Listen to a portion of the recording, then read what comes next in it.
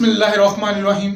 आज हम डिस्कस करेंगे component, rectangular component and determination of a vector from its rectangular component, और इसके साथ इसके रेलेवेंट इम्पोर्टेंट एमसीक्यू जो पास्ट पेपर में आ चुके हैं। तो सबसे पहले है कंपोनेंट। तो कंपोनेंट क्या होता है? तो इसके रेलेवेंट हम क्या करते हैं, एक एग्जांपल लेते हैं। हमारे पास एक बॉल पेन है, उसको हम क्या करते हैं, उसके जो डिफरेंट पार्ट्स हैं उसको अलग अलग कर देते हैं। उसमें जो स्प्रिंग है उसको अलग कर देते हैं, उसका जो कवरिंग पार्ट है उसको अलग कर देते हैं। तो उसका जो हर हिस्सा होगा उसको हम क्या नाम देंगे, कंपोनेंट का। तो इसी तरह अगर एक वेक्टर है उसको हम सेपरेट कर देते हैं उसके डिफरेंट पार्ट्स में, तो उसका जो ईच पार्ट होगा उसको नाम देंगे कंपोनेंट। तो डेफिनेशन आ जाएगी, if a vector is split into 2 और more parts then each part is called component. यानी 2 या से ज्यादा पार्ट्स में हमने कंप्लीट सेपरेट कर दिया है, तो उसका जो हर पार्ट होगा उसको हम क्या नाम देंगे, कंपोनेंट का। उसके बाद नेक्स्ट है, इसकी एक और डेफिनेशन है, वो है effective value of a vector in given direction. तो इसको हम देखते हैं। सपोज करें कि ये हमारे पास एक वेक्टर है, इस वेक्टर ए को हमने रिप्रेजेंट किया है लाइन OP के साथ। ये जो वेक्टर है ये एक्स एक्सिस के साथ, जो पॉजिटिव एक्स एक्सिस है उसके साथ एंगल क्या कर रहा है, एंगल थीटा बना रहा है। हम क्या करते हैं, इस वेक्टर ए का एक्स एक्सिस पे प्रोजेक्शन ड्रा करते हैं। तो इसका जो प्रोजेक्शन एक्स एक्सिस पे आ जाएगा वो हमारे पास आ जाएगा OM। इसको हमने रिप्रेजेंट किया हुआ है AXI के साथ। इसी तरह वेक्टर ए का हमने जो y एक्सिस है इसमें इसका प्रोजेक्शन ड्रा करते हैं, तो वो हमारे पास क्या आता है, OM। इस OM को हमने किससे ज़ाहिर किया हुआ है, AYJ के साथ। अब ये वाली वैल्यू इसकी इक्वल है, लिहाजा इसको भी हमने क्या नाम दे दिया, AYJ। अब अगेन अगर हम head to tail rule apply करें तो एक ये वेक्टर हमारे पास आ गया और एक ये आ गया। जब इन दोनों को ऐड करेंगे तो कौन सा वेक्टर हमारे पास दोबारा आ जाएगा, वेक्टर ए। अब इस वेक्टर ए का जो अफेक्टिव पार्ट है अलोंग एक्स एक्सिस उसको हम नाम देते हैं AXI, और जो y के अलोंग होगा उसके हम क्या नाम दे देंगे, AYJ।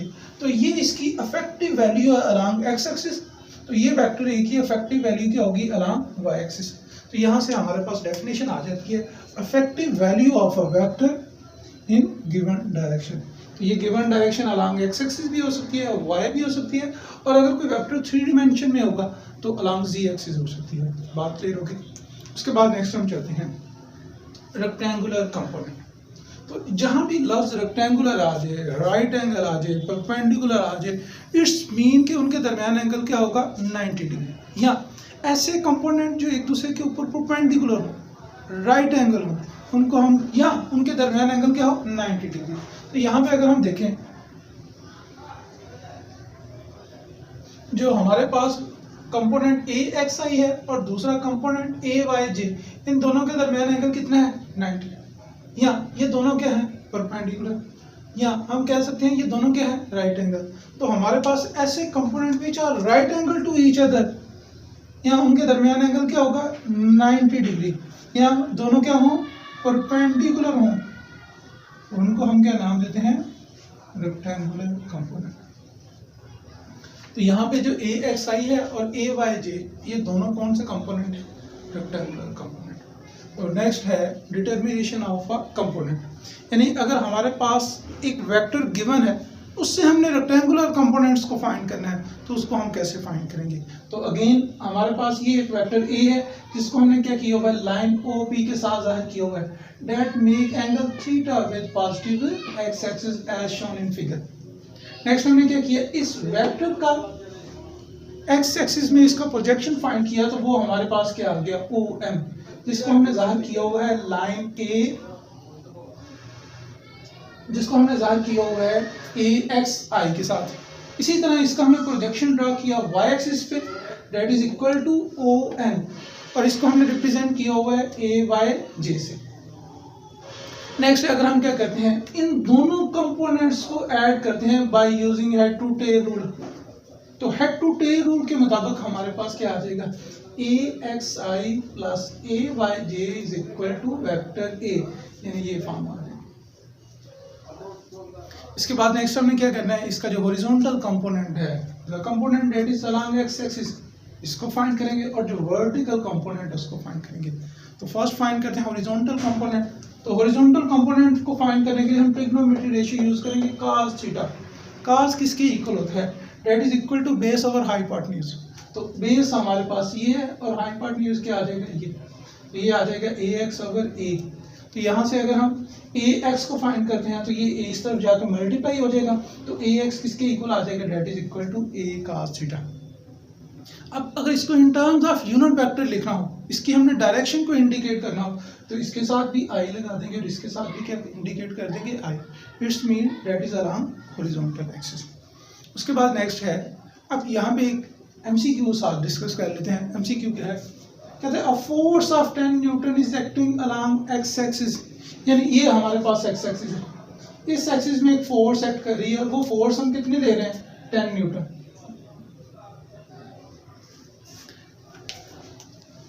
It's component along Y axis is, तो इसका वाई के अलोंग क्या कंपोनेंट होगा। तो यहाँ पर अगर हम देखें तो अगर तो फोर्स कोई एंगल बना रही है तो हमारे पास दोनों कंपोनेंट आ रहे हैं, लेकिन अगर हमारे पास फोर्स है ही सिर्फ एक्स एक्सिस में तो उसका वाई कंपोनेंट क्या होगा, 0 आ जाएगा। तो इसका ऑप्शन में देखते हैं। फर्स्ट ऑप्शन है 5, सेकंड है 8.66, थर्ड है 10 और डी है हमारे पास जो फोर्थ है 0 न्यूटन। तो ये जो 0 न्यूटन वाला ऑप्शन होगा वो सही है। तो इसके बाद नेक्स्ट हम फाइंड करते हैं वर्टिकल कंपोनेंट।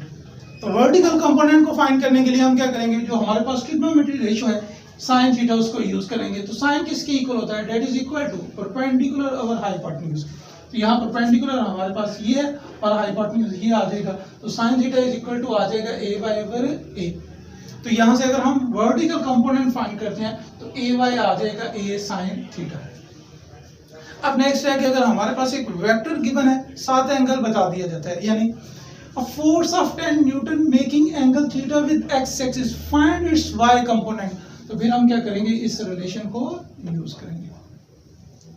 उसके बाद नेक्स्ट आ जाएगा determination of a vector from its rectangular component, यानी हमारे पास एक वेक्टर है उसके रेक्टेंगुलर कंपोनेंट बता दिए हुए हैं, यानी एक ये रेक्टेंगुलर कंपोनेंट और दूसरा ये रेक्टेंगुलर कंपोनेंट, ये दोनों रेक्टेंगुलर कंपोनेंट हमें गिवन है।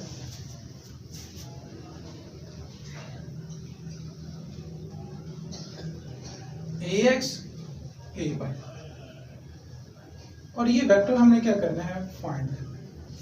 तो इस ट्राइंगल को हमने नाम दिया था OPM। अब इसके लिए हम क्या करेंगे, हमने इससे पहले पाइथागोरस थ्योरम जो है उसको पढ़ा था, वो किसके इक्वल होता है, that is equal to hypotenuse का square is equal to base का स्क्वायर प्लस परपेंडिकुलर का स्क्वायर। तो यहाँ पे आ जाएगा ये OP square is equal to base square हमारे पास क्या होगा, OM का स्क्वायर प्लस क्या आ जाएगा, PM। OP किसके इक्वल है, that is equal to A, तो ये A का square is equal to AX square plus AY square. Next हम यहाँ से A को फाइंड करना है, तो दोनों तरफ हम स्क्वायर रूट ले लेंगे, तो ये स्क्वायर रूट के साथ कैंसिल हो जाएगा, तो ये आ जाएगा हमारे पास A is equal to square root AX square plus AY square. अब यहाँ पे इस रिलेशन की मदद से या इस फार्मूले की मदद से अगर हमारे पास क्या है कि राइट एंगल कंपोनेंट्स गिवन है या परपेंडिकुलर कंपोनेंट्स गिवन है और ये कहा जाए कि वेक्टर फाइंड करें, तो इसकी मदद से हम क्या कर सकते हैं, उसकी मैग्नीट्यूड को फाइंड कर सकते हैं। या हमारे पास दो वेक्टर्स हैं, एक वेक्टर A है और दूसरा क्या है, वेक्टर B, दोनों राइट एंगल हैं और ये कहा जाए कि उनका रिजल्टेंट फाइंड करें, तो इसकी मदद से हम क्या कर सकते हैं, उनका रिजल्टेंट भी फाइंड कर सकते हैं। तो इसी फार्मूले को यूज करते हुए हम क्या करते हैं, MCQ डिस्कस करते हैं। क्या है, अब magnitude of a resultant of two forces, कहते हैं हमारे पास दो फोर्सेस हैं 3 newton and 4 newton are perpendicular is, यानी ये हमारे पास दो फोर्सेस हैं, एक ये है हमारे पास 3 न्यूटन और दूसरी क्या है, ये 4 न्यूटन। ये दोनों क्या है, परपेंडिकुलर, तो ये परपेंडिकुलर हमने बनाया, तो हमने क्या करना है, इनका रिजल्टेंट फाइंड करना है। तो अगेन हम यही फार्मूला यूज करेंगे, A is equal to square root AX square plus AY square. यहाँ फार्मूला हमारे पास आ जाएगा R is equal to square root, first अगर A है तो 3 का स्क्वायर प्लस 4 का स्क्वायर, तो ये आ जाएगा 9 plus 16 25 that is equal to 5. तो क्या आ जाएगा? The magnitude of resultant of two forces 3 Newton and 4 Newton perpendicular is वो किसके इक्वल होगा? 5 न्यूटन। तो ये बीटा ऑप्शन हमारे पास है। उसके बाद नेक्स्ट है एमसीक्यू, वो भी इसी के रेलेवेंट है। The resultant of two vector having magnitude, हमारे पास दो वेक्टर हैं, एक की मैग्नीट्यूड 10 न्यूटन है और दूसरे की क्या है? 8 न्यूटन। कैन नॉट बी, कहते हैं इनमें से कौन सा ऑप्शन पॉसिबल नहीं है। तो यहाँ पे हम 3 पॉइंट डिस्कस करेंगे, बहुत इंपॉर्टेंट है। फर्स्ट क्या है कि फर्स्ट पॉसिबिलिटीज ये है कि दोनों वेक्टर सेम डायरेक्शन में हों, यानी पैरेलल हों। फर्ज करें हमारे पास एक वेक्टर ए ये है, दैट इज 10 न्यूटन, और दूसरा वेक्टर बी है 8 न्यूटन। तो इस कंडीशन में हम इनका सम फाइंड करेंगे, तो that would be equal to their arithmetics.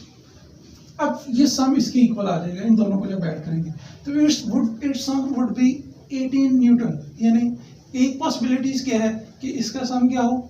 18 Newton. तो उसने कहा था कैन नॉट बी, तो ये हो सकता है एक, तो ये। उसके बाद नेक्स्ट है हमने वो फाइंड करना है जो पॉसिबल नहीं है। उसके बाद नेक्स्ट है मिनिमम कब हो सकता है? जब ये दोनों वेक्टर अपोजिट हो, यानी ये 10 न्यूटन वाला हो और ये 8 वाला हो। पहली कंडीशन पैरेलल थी, उस वक्त मैक्सिमम आएंगे। जब एंटी पैरेलल होंगे तो मिनिमम होगा, वो हमारे पास क्या होगा? 8 न्यूटन। अपोजिट होने की वजह से तो नेट जो डिफरेंस आएगा वो 2 न्यूटन होगा। अब जो मिनिमम वैल्यू है वो हमारे पास कितनी हो सकती है? 2 न्यूटन। तो ये मिनिमम वैल्यू आ गई।